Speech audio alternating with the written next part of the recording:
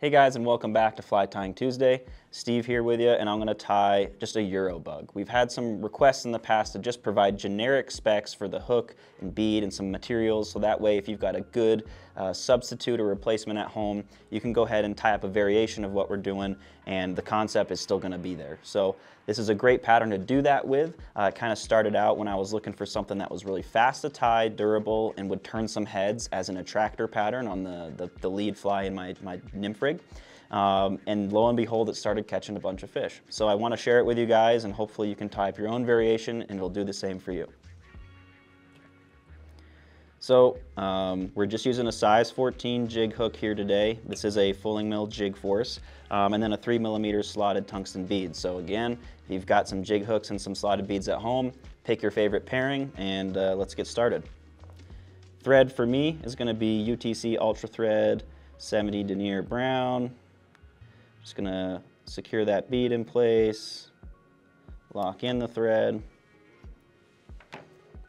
make a counterclockwise spin if it's kind of cording up on me. That'll help kind of keep it flat. I do want to build up some taper, give it a little bit of a good profile. So I'm going to take that down to about where the barb would be on this barbless jig hook. And then, like I said, I'm going to try to keep that thread flat and build up a little bit of a buggy taper and profile here. This is where a rotary is really nice for just kind of checking the different angles of your hook shank so that you can make sure it's not lopsided because you're only looking at that one side of it. So the first material that we're going to tie in is one that I've really been digging from Semperfli lately, and that's the Perdigon body. It comes on a nice spool, you get a ton of it, comes in a lot of different hues and colors. The one that I've really been liking is the iridescent copper. So it has kind of a pearl look to it, but then that copper kind of comes through at different angles. So it's something that I really like for kind of a different take on a flashy bug. So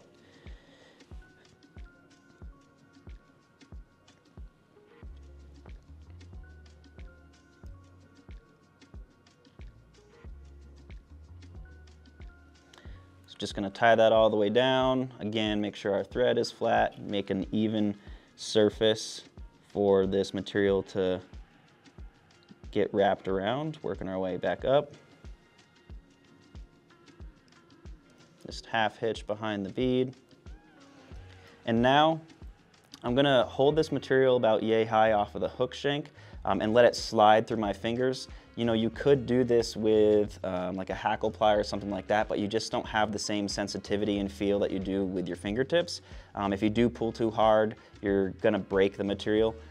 So it's better to just kind of hang on to it, let it slide through, and let the rotary do the work.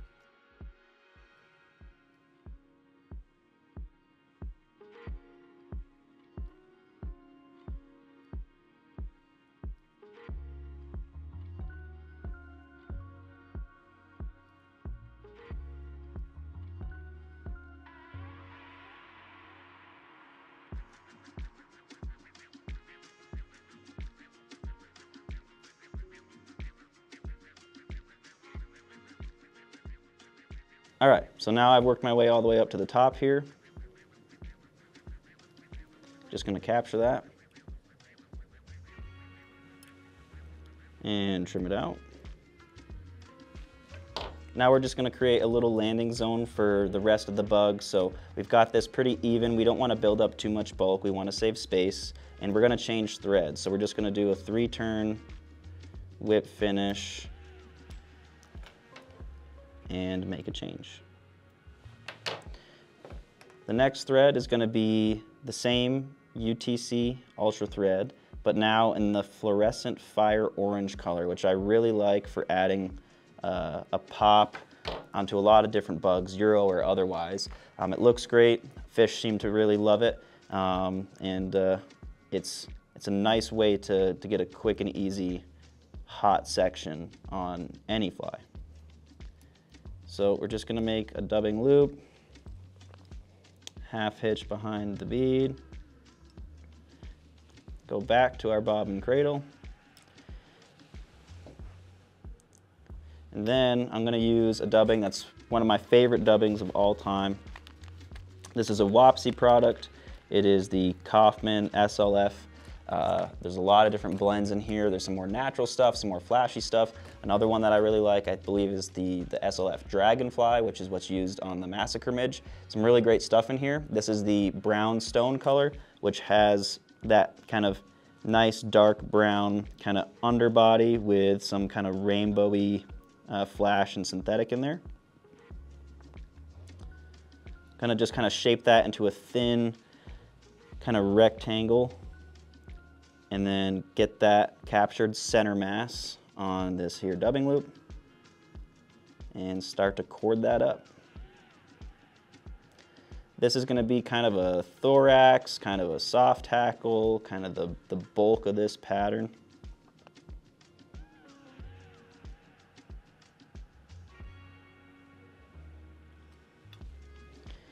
Gonna come off the bobbin cradle there, crawl my thread back up, and then capture that and trim it out. Now you could tease out some more fibers, you could trim this down, do whatever you need to do to make it satisfactory for you. You know, if there's some crazy stragglers that you want to get out, that's totally fine. But now all you're gonna do is clean things up. There's a little bit of thread left over, so I'm gonna get that out. You're gonna clean things up and finish it off with just this hot orange collar. So we'll just do a 3-turn whip finish on this.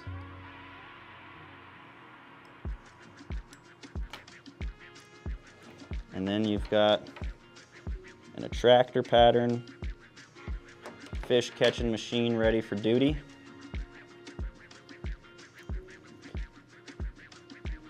And there you have it. That's just a nice little Euro bug, good prospecting bug, good lead pattern to have, to turn some heads, get fish looking at the rig.